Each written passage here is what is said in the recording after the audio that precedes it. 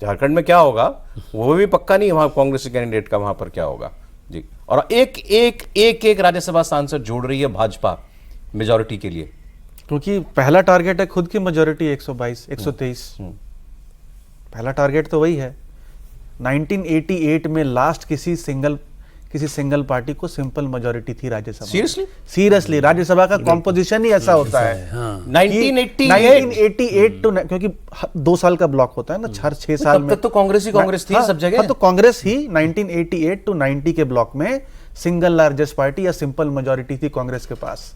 उसके बाद किसी पार्टी के पास राज्यसभा में सिंपल मेजॉरिटी नहीं रही है। वो पहली बार होगा अगर भाजपा उसको अचीव करती है। तो सबसे पहला टारगेट तो मुझे लगता है खुद की सिंपल मेजॉरिटी है, और फिर ऑफ कोर्स 2/3 मेजॉरिटी है, पहुंचती जा रही है वो। और जिसके पास एक वर्केबल मेजॉरिटी तो उसके पास है ही 2/3। तो इतने सारे राज्यसभा में विवेक तनखा हैं, अभिषेक मनु सिंघवी हैं, कपिल सिब्बल हैं, इतने सारे लीडर हैं जो इतने बड़े बड़े लॉयर हैं, और एक नॉमिनेशन अगर उनकी पार्टी का राज्यसभा सांसद, एक इंपॉर्टेंट इलेक्शन, कांटे की टक्कर का इलेक्शन अगर नहीं भर पा रहा है, तब इसमें आप राहुल गांधी होते तो किससे पूछते क्या हुआ बताओ, क्या गड़बड़ी। और जीतने के बाद भी यदि कोई जीत जाता है और ऐसा कुछ गलती पाई जाती है तब भी रद्द हो जाता है। ये भी आप ध्यान रखिए। मान लो आज नहीं बीजेपी ज्यादा करती, बाद में रद्द होता, तो वैसे भी हम तो बाहर के मान के चल रहे थे कि ये नहीं जीत पाएंगी, क्योंकि आपको पक्का लग रहा था आपको? बिल्कुल, मैं तो कह रहा हूँ, मैं लोगों से बात होते तो उनका पूरा तय था कि बीजेपी भी कॉन्फिडेंट थी कि ये नहीं जीत पाएंगी। सर अब आप ये भी पता कर लीजिए ये किसने ये खबर दी किसने बीजेपी को? ये मैं नहीं बताऊंगा ना, पता भी मुझे पता है वैसे, लेकिन मैं बताऊंगा नहीं। और ये वहां से तस्वीरें भी आ गई हैं, देखिए ये बीजेपी के लोग हैं, बीजेपी के नेता हैं। विधानसभा के अंदर की तस्वीर होगी, जहाँ नॉमिनेशन होता है वहां पर। राकेश सिंह, हाँ सब बीजेपी के ही तो सीजन लीडर हैं, राकेश सिंह, सब लोग जो हैं, राकेश सिंह।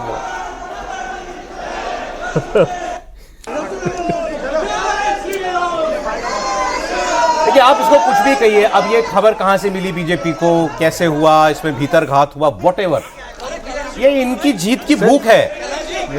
ये जो आपके पास है तारीख किस, ये खड़े रहे वहां पर। ये हैदराबाद वाला केस किस ईयर का है, कुछ है 25 का? किसने फाइल किया? किसने फाइल किया? गवर्नमेंट ने। गवर्नमेंट तो इनकी है। ये वो तो कोर्ट का नोटिस है ना, वो तो केस तो पहले का होगा किसी मामले में। अप्रोच देखिए सौरभ कि बीजेपी के लिहाज से इसमें कितना बड़ा रिस्क ये था कि ऑलरेडी आप 2 कैंडिडेट दे रहे हैं जो कि जीत रहे हैं, तीसरा अगर आप दे रहे हैं फिर हारेगा तो उसमें खास तौर पे एक नैरेटिव वाली समस्या रहती है। लेकिन जैसे एक थोड़ा सा विंडो नज़र आया कि कांग्रेस पार्टी ने गलत कैंडिडेट का सिलेक्शन कर लिया, अगर दिग्विजय सिंह को दिया गया होता या कमलनाथ को दिया गया होता तो बीजेपी एक तीसरा कैंडिडेट नहीं होता। जैसे उनको पता चला कि मीनाक्षी नटराजन है, बस बीएनएस की धारा 223 लगी हुई है, और ये कोई इंडिविजुअल है उनके वर्सेस मीनाक्षी नटराजन है, to Meenakshi Natarajan, AICC incharge of Telangana state. ये बहुत पॉसिबल है कि किसी कांग्रेस के नेता ने केस किया। यही तो मैं कह रहा हूं, कांग्रेस वाले ने ही डिस्क्लोज किया जो आप कह रहे ना। देखिए वहाँ पर कुछ और उम्मीदवार ऐसे थे जो खुद लड़ना चाहते थे, अपार्ट फ्रॉम कमलनाथ। दिग्विजय सिंह तो खुद मना कर चुके थे, कमलनाथ बहुत इंटरेस्टेड थे, मतलब यहाँ तक था कि कुछ भी हो सकता है, जितना मदद कर सकते हैं जी, लेकिन वो नहीं हुआ।